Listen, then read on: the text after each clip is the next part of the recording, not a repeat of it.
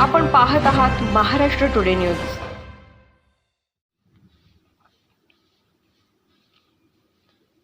मुंबई आवाजाचे जादूगार म्हणून ओळखले जाणारे रेडिओ निवेदक अमीन सयानी यांचे निधन झाले आहे।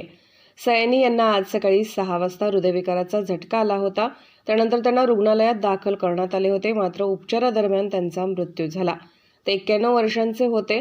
सयानी यांच्या निधनामुळे मनोरंजन क्षेत्रात शोककळा पसरली असून गुरुवारी 22 फेब्रुवारीला सयानी यांच्यावर अंत्यसंस्कार करण्यात येणार असल्याची माहिती सूत्रांनी दिली आहे। आपल्या बहारदार आवाजात सूत्रसंचालन करून अमीन सयानी यांनी बिनाका गीतमाला या आकाशवाणीवरील कार्यक्रमामुळे देशभरात प्रसिद्धी मिळवली आणि ते देशभरातील घराघरात पोहोचले। तर रेडिओवर बहनो और भाइयों आवाज ऐकू आला की श्रोते रेडिओ कानाजवळ धरत असत। अमीन सयानी यांनी आपल्या आवाजाने देशभरातीलच नाही तर जगभरातील श्रोत्यांना भुरळ घातली होती।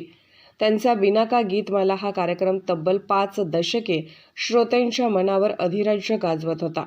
चित्रपट सृष्टीतील आघाडीचे नायकही अमीन सयानी यांच्या जादुई आवाजांचे चाहते होते। सयानी यांच्या नकारामुळे अमिताभ चित्रपटाकडे वळले।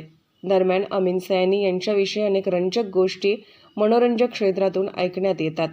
सूत्रांच्या मते अमिताभ बच्चन हे उत्तर प्रदेशातून ज्यावेळी मुंबईत आले त्यावेळी त्यांनी रेडिओ निवेदक सयानी यांची भेट घेण्याचा खूप प्रयत्न केला, कारण बच्चन यांनी रेडिओमध्ये निवेदकाचे काम करायची इच्छा होती।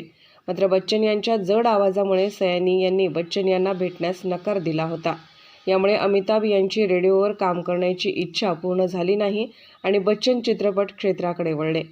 महाराष्ट्र टुडे मराठीसाठी ब्युरो रिपोर्ट, मुंबई।